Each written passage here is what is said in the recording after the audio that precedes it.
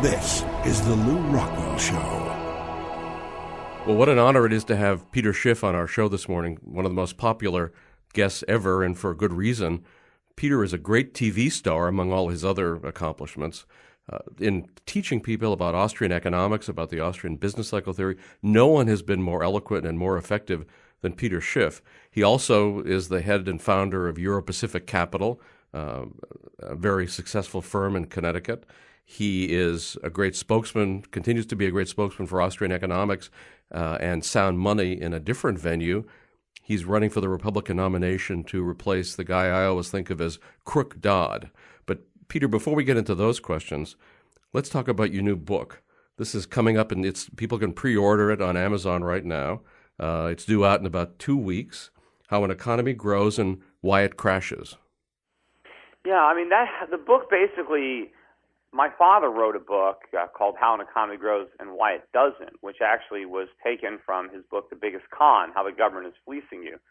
And, over time, a lot of people, really liked that book. I mean, it kind of got a little bit of a cultish status because it explained economics in a very simple way using, three people on an island, fishing by hand. And it showed how their economy grew based on underinvestment and savings, and it talks about capital investment and productivity. And then my father, of course, had the island society get more complex, and ultimately the government ruined it. And so I decided to expand that and really incorporate more of the modern experience, bringing it up, not just through Roosevelt Johnson, which is kind of where my dad left off, but bring in all the experiences of recent years with the housing bubble, with Obama, with Bush, with Greenspan, with Bernanke, with stimulus, and all these things, and just try to present an explanation of economics and our current problems in a way that average people with no real background in economics could read it and understand it. And I think this book does that. I think it's, there's humor there. It's illustrated. It's not, you can read the whole book in under 2 hours, I think. It's, about 250 pages. And I hopefully it will do a lot to raise the level of understanding in our country. Hopefully we can sell a lot of books in Connecticut, where I'm running for Senate. Maybe it'll help my Senate campaign if we get enough of those books out there. Well, Peter, I'm one of those who've always loved your dad's book. I've had a copy for many years. I've loaned it to many people. It's just an extraordinary way to learn economics. Your dad is a great hero and also a great orator. I guess that must be genetic in part because you're a great orator too. But this book is so extraordinary. I just can't tell you how thrilling it is to have it back in print and also updated. It's going to do a lot of good. They were selling them on that one is the Kingdom of Malts. They'd sell them for $100, $200 on Amazon. That's right. So this will be good. And I don't know. I've got a bunch of copies too of the Kingdom of Malts. I got to figure out what I'm going to do. I have a few thousand copies in my garage. So either I'll redo that one or maybe I'll sell the ones that I have because I know there's a lot of demand for that little book too. Boy, that's right. And Peter, you're a great expert in the economy. You've been teaching about what's wrong with what the Federal Reserve does, what just the unbelievable deficits, questions of debt otherwise in society. What do you see ahead for this economy? Is it really, as the mainstream media keep telling us, really we're on a rebound, we're getting better and better every day, or is there something else going on? There's not a chance that that's going to happen. The government is simply inflating another bubble, only this time it's not a stock market bubble or a real estate bubble. It's a government bubble. And this one is going to do even more damage because at least in the dot-com bubble, we did manage to create some companies that had some value. I mean, there was a lot of junk there, but there were a lot of good companies. Maybe their stock prices got too high, but we have some companies. We did benefit from somewhat some of the things that happened in the dot-com area, and certainly in the real estate bubble. We may have built too many houses, but at least we got them. I mean, people have places to live. It's better than just an empty lot. So we have real value there. But the government bubble is buying us nothing but socialism. Big programs we can't afford and don't need, more regulation. It's going to hurt the economy even more. And, of course, when this gigantic bubble bursts, which, of course, will manifest itself with a collapse in the bond market and skyrocketing interest rates and runaway inflation, it's going to be much worse for the country. And, of course, there's no bailout and no stimulus that will work when the bailer is itself looking for a bailout. Well, they've got to sell this year, what, $2 trillion worth of federal bonds? Well, that's just like the new bonds. What about all the bonds that mature? You know, the national debt is about 12.5 or 13 trillion, and a good part of that debt comes due every year. You know, they're not 30-year bonds. Most of that debt is 1 or 2 year maturities, 3-year maturities. So every year, a substantial piece of debt matures. So we probably have to sell $2 billion in new debt, and maybe we have to finance 2 trillion, and then we probably have to finance 2 or 3 trillion in maturing debt. I mean, so the amount of money that we have to borrow on an annual basis is staggering. And what's more important, for years, Social Security was collecting more in taxes than it paid out in benefit. So the government was able to take some of that extra Social Security money and spend it. But now Social Security is running a deficit. So now not only does the Treasury have to sell bonds to finance the budget, but the Social Security trust funds have to sell their bonds to make Social Security payments. So we're in a pickle. So what do you see ahead for like the average American? I mean, what's going to happen? What should the average guy in Connecticut, for example, do to try to protect himself in this environment? Well, first he should register Republican and vote for me in the primary. But he should also try to plan for the fact that I might not win, in which case this situation isn't going to turn around. I think that it's going to be very difficult. I think the standard of living for most Americans is going to be diminishing over time. The employment opportunities are going to be diminishing. The quality of life in this country is going to be eroding. It is not a pretty picture unless we can seriously change the culture in Washington, because we are, almost, we're way down on that road to serfdom. I mean, there might be one more fork left that we could take, but it is very dangerous what's happening. And for a lot of people, unfortunately, the answer might be emigration. A lot of younger people who want to work hard and who are ambitious and want to make something of their lives. Unfortunately, it's more difficult here now than it is in other countries. And it's only going to get more difficult in the years ahead if we continue with this agenda.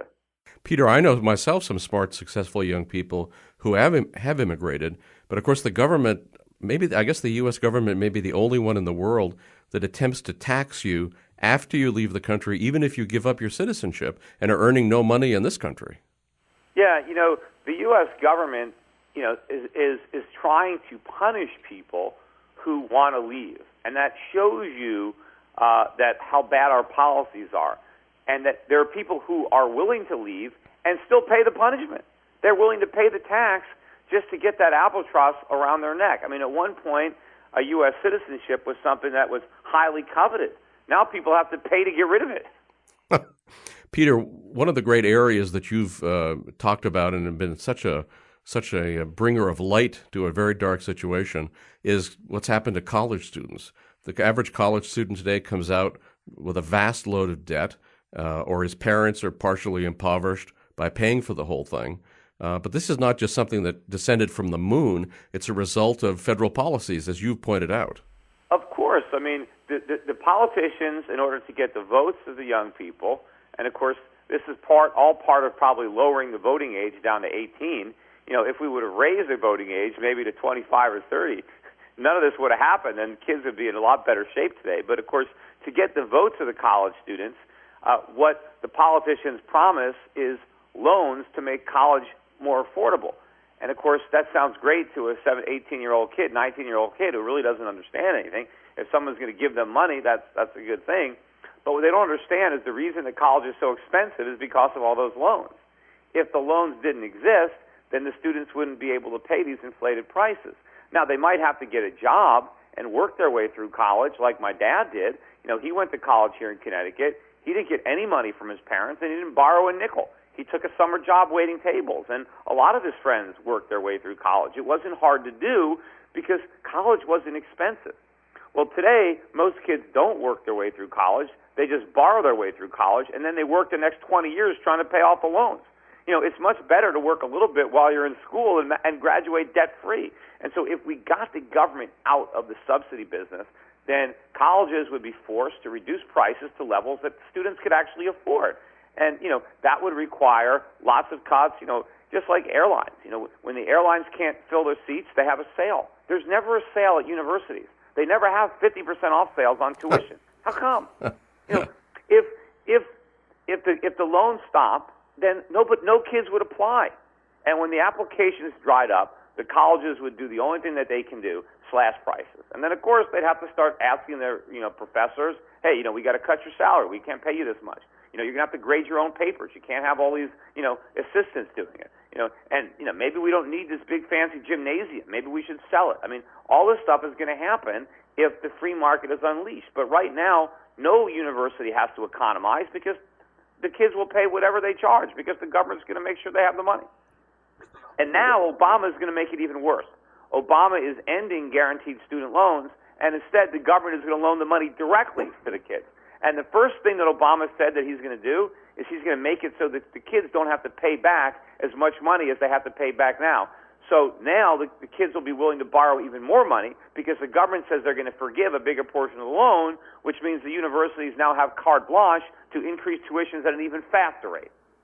Peter, why is the government, in all areas of life, it seems, along with the mainstream media, except for some truth tellers like you, promoting the idea that everybody ought to spend, go into debt to the extent they can, and that's the path to prosperity? Well, because they're trying to keep this phony economy going. They're trying to, blow more air into a deflating bubble. Remember, our whole phony economy is based on spending borrowed money. And so the minute the spending stops, then the whole thing falls apart, which, of course, has to happen eventually because you can't have an economy based on spending. I mean, because we're spending other people's money, and we can only spend as long as they're willing to lend. But they don't want to, go through the difficult times. It's like, you're an alcoholic, and you don't want to go through, you withdrawal or you're a drug addict, and so you just keep shooting up because you don't want to deal with the reality of having to go cold turkey. So that's all the politicians care about is keep it going, go deeper into debt, buy more stuff we can't afford because we can pretend the economy is growing because all they point to for the economy is the GDP. They look at retail sales. They look at consumer spending. And as long as that number is going up, everybody is happy. Meanwhile, the debt is going up even faster, and that doesn't concern anybody. Peter, tell us about what's happening in Connecticut. You're running for the Republican nomination. You're running against an old-time congressman and the wife of a wrestling entrepreneur. But seems to me you're the only one, as usual, who's telling the truth about the economy, is telling the truth about what we face and the sorts of issues that people ought to be concerned about. So tell us what's happening. Yeah, well, I'm probably also the only candidate who understands the truth. So that's why I'm speaking it. But also, most people who are running for political office are doing so because they want to be in politics. It's something that they see themselves doing. They're trying to make a career out of it. And so they have to be very political in the way they speak and what they say. They can't risk offending anybody. One of my opponents is always talking about cutting taxes, all kinds of taxes she wants to cut, and balancing the budget. But on cutting spending, not a word, because she's afraid to step on somebody's toe. If you ask her, well, what about cutting spending? Well, let's have a bipartisan committee to look into that. She's not even in office yet, and she's asking for bipartisan committees. I'm the only person who is actually speaking about the reality of the problems, that government is run out of control, that it's not about taxes, it's about spending, that the spending has to stop, and it has to stop right now, and that means cutting programs, eliminating some, cutting back on others, slashing what the federal government is spending, because it is spending like crazy. The government is now spending twice as much as it spent 10 years ago. That is unprecedented. This growth of government is similar only in proportion to the New Deal. But the problem is, when the New Deal started, the government was tiny. And even after the New Deal ended, it was still small. That this time, we took a gigantic government and made it enormous.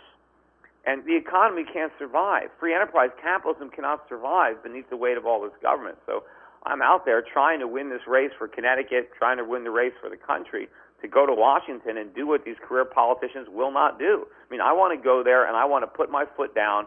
I want to stop the national debt ceiling from being raised. I want to filibuster that, and I want to make sure every Republican or Democrat stands with me and stops just talking about balancing the budget in the future and does it right now. And not just balancing it. We need to bring it into surplus. We need to make up for all these years of deficit. Peter Schiff, thanks so much for coming on the show. Thanks for all you do. And I want to urge everybody to go ahead and order Peter's book, How an Economy Grows and Why It Crashes, which is an update of his dad's great book, which one of my favorite books ever about teaching real economics to people. So thank goodness this book is going to be back in print, improved and updated. Peter, thanks so much. Okay. Thanks for having me on. You've been listening to The Lew Rockwell Show. Produced by LewRockwell.com, the best-read libertarian website in the world.